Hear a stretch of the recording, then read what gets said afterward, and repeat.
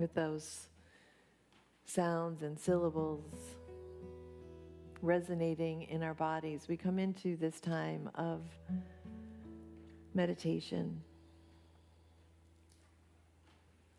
And while, yes, I invite you to close your eyes if that is your preferred way of going inside, I also invite you, Lamont, is that title picture in there?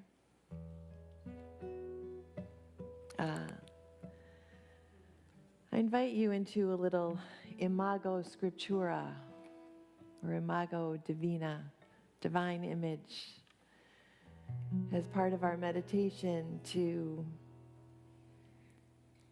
feel that perspective. This image of earth and moon. And also to sense that vast darkness around the earth. It's God's calling here in the room.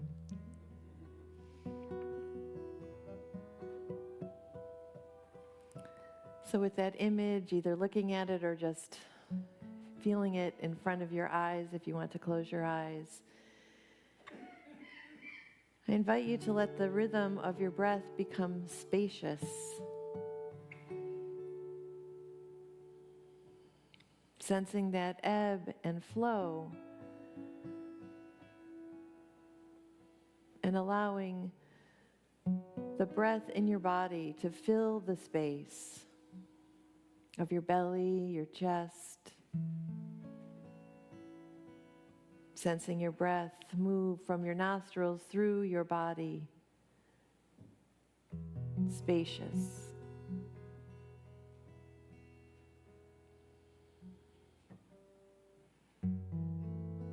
And then with the ears of your heart to listen to the voice of that infinite cosmos.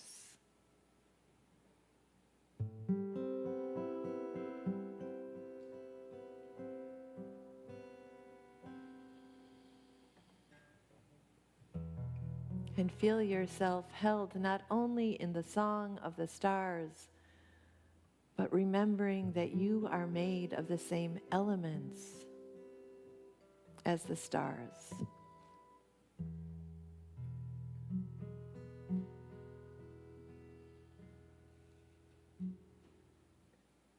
Breathing in and out, feel your infinity. Feel your eternity.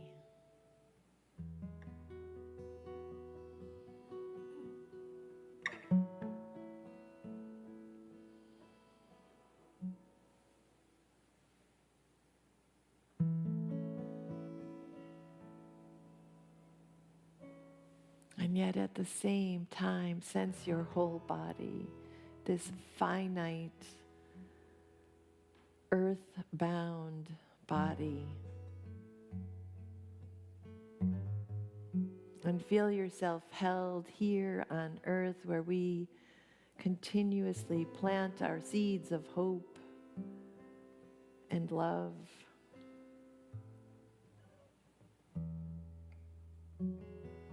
Feel your feet rooted, your seat rooted.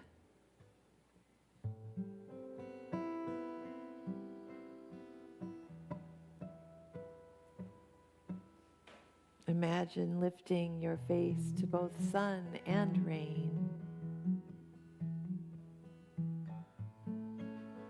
Letting your roots grow deep. Your body grow strong. And as you breathe in and out, feel yourself both rooted, tethered, tending, and expansive, spacious,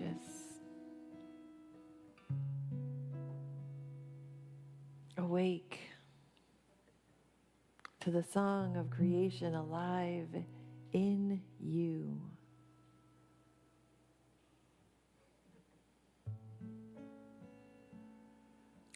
alive in all of creation, alive in the cosmos that is bigger than our human imaginations can even wrap our heads around.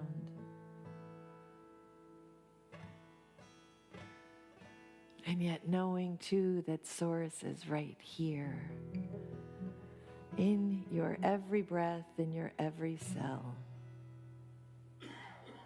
And we are one.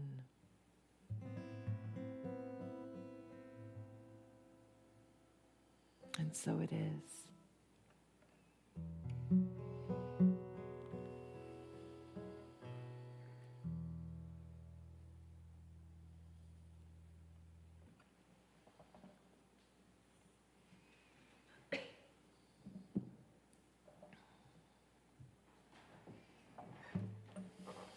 Thanks, Raj.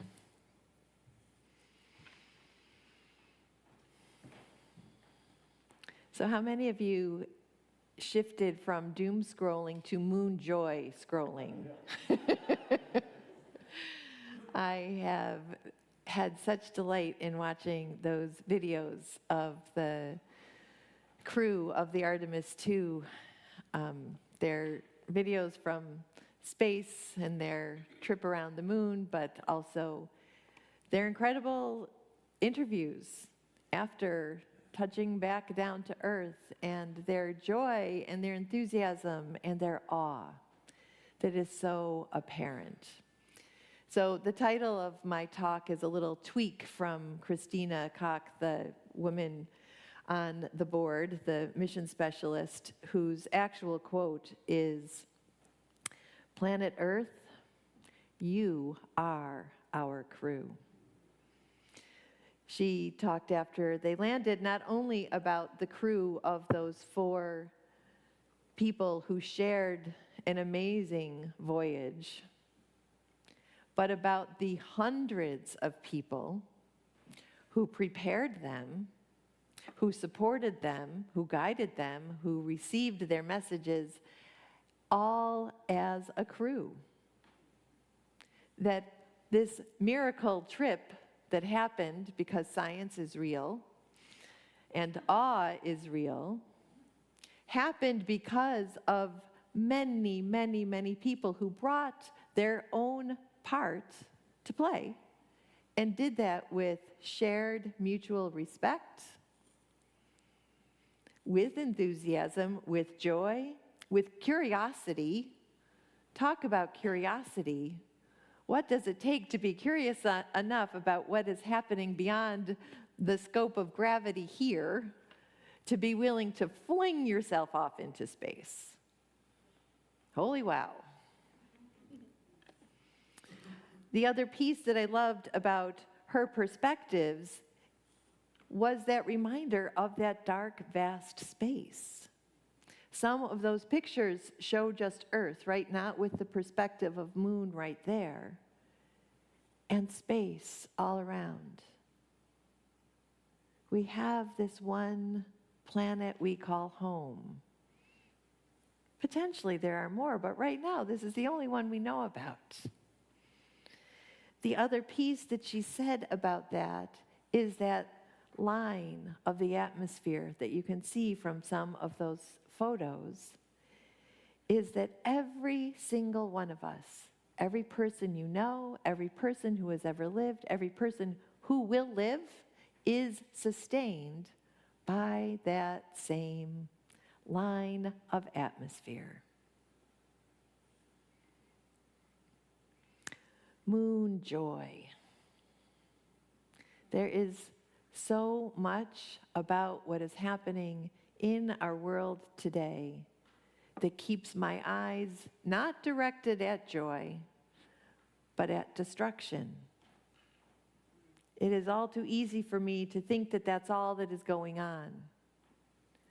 And as I say over and over again, I don't want to turn my eyes completely away from that. Turning away from the suffering and away from the cruelty takes me off the hook and lets me just feel great about my own joy-filled moments without remembering that we are here to take care of each other, to feed the stranger, to feed the hungry, to welcome the stranger, to care for our mother, the earth, and each other. It's such a simple message. And it is so overlooked, so absolutely ignored. So what does this moment of the deep perspective of this one home that we share, that gift of joy, the awe that brings us into a community of people around the world, watching, waiting for them to touch down, looking at those images and feeling a connection that is not a connection of despair. It fed me. It fed me and helped me look at all of the other things that are still going around and gave me a different sense of being both grounded and spacious and how I want to show up. And taking wisdom from these travelers. Commander Reed Weissman says, "We caught a view of Earth in window 1. Now we're completely distracted for a little while. You guys are looking great." It's mind-blowing. And then he also said how amazing it was to watch his home planet disappear behind the moon. The moment when they named the unnamed crater Carol after, yes, a different Carol, a deceased Carol. And the tenderness and vulnerability that they shared, that they then shared with us.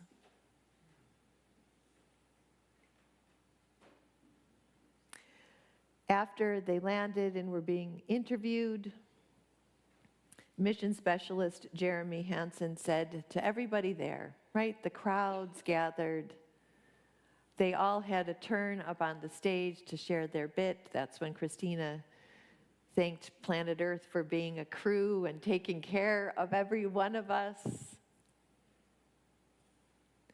He said, when you look up here at us, the 4 of them, you're not looking at us. We're a mirror reflecting you. And if you like what you see, then just look a little deeper so that you can see that in yourself. So I'm going to shift us from the moon to some ancient wisdom on Earth Day. Celtic spirituality, indigenous spirituality, until we really got to the age of the Enlightenment and suddenly the mind mattered more than the experience, creation was seen as kin. That all of creation was alive with that creative source that some of us call God, Great Spirit, but it enlivened not only the human animal, but all creatures, the stones, the sky, trees. Here is some wisdom by Randy Woodley. In our native way, we are more or less listening, not just to ourselves or what we would say the Spirit puts in our hearts, but we listen to what is going on around us. We're listening to the birds to see what kind of message they have. We're listening to the wind to see if there's a song in it for us. It might sound esoteric, but we're listening to the way that we spin in silence by hearing what I believe is perhaps Creator's most communicative means on earth, creation, all of creation.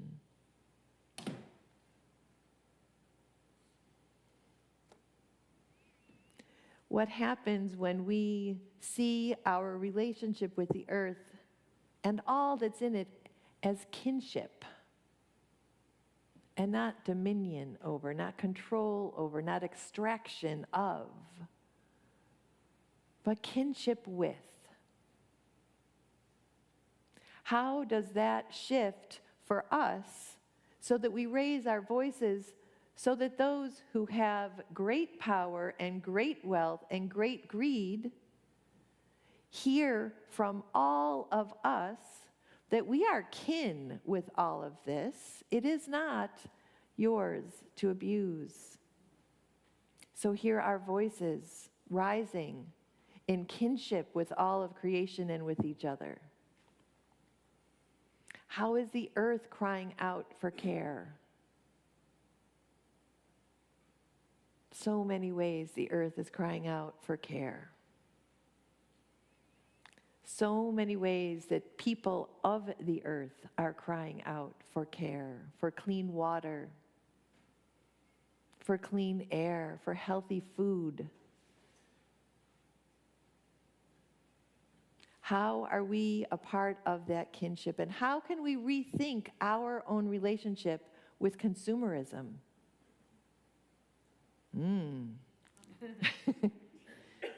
Right? It's an interesting thing that even something that is a beautiful, wonderful group to support, USCRI, the ease of Amazon delivering what they need to their doorstep rather than a collection bin that different communities bring to them, is how they have shifted in. So how do we hold that balance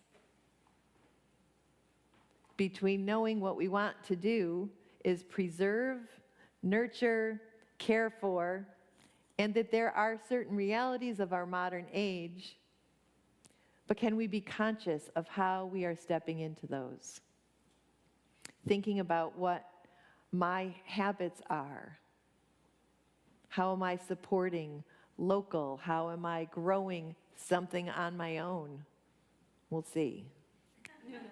But what impact do I have on the ecosystem of my community? In the ways I'm giving back, in the ways we as a community are giving back. How can we be mindful of those choices and tie them back into our kinship, not only with the earth, but with the earth as that deep voice of the Creator that we are part of. So yes, Earth Day, Roger, you're right. It is also about that divine, right? It is not separate. God is not something out there, although we look at that vastness and we recognize that it is also this sense of something beyond us, something as close as each other, as these flowers, as these beautiful signs of nature, beside us and within us. And we are called to honor all of that, to listen deeply to that voice of the divine within, and to take care of each other as a crew. Take care of our planet Earth as our crew. And to take care of people in our community who need us, who need our hearts and our hands, our prayers, and our service.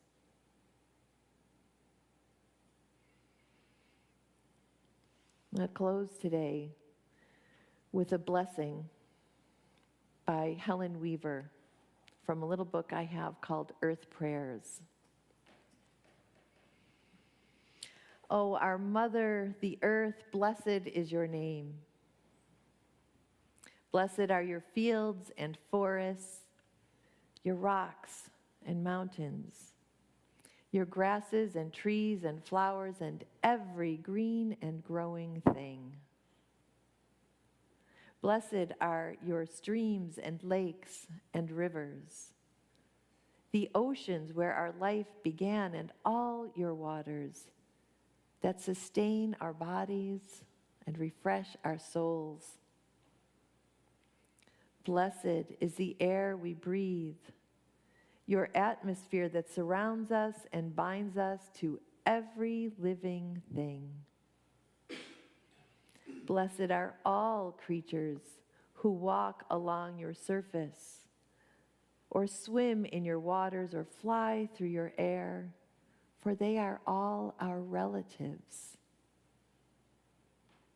Blessed are all people who share this planet, for we are all one family, and the same Spirit moves through us all.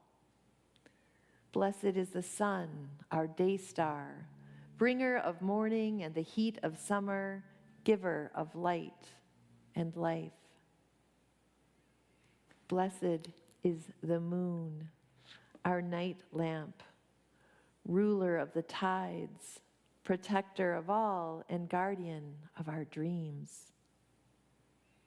Blessed are the stars and planets, the timekeepers who fill our nights with beauty and our hearts with awe. O great Spirit, whose voice we hear in the wind and whose face we see in the morning sun, blessed is your name. Help us to remember that you are everywhere and teach us the way of peace.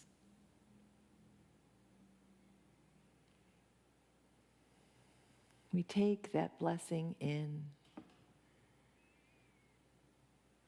sensing the sacredness of the earth we stand on, the shoulders that we stand on, this land that was home to the Haudenosaunee people long before any of us and our ancestors showed up. Those peoples who are known now as the Mohawk and the Mohican, whose way of life and kinship is woven into that blessing of water, of wind, of earth, of stone, of fire, that is not separate from us, it is us. O great Spirit, whose voice we hear in the wind and whose face we see in the morning sun, blessed is your name. Help us to remember that you are everywhere and teach us the way of peace. And so it is.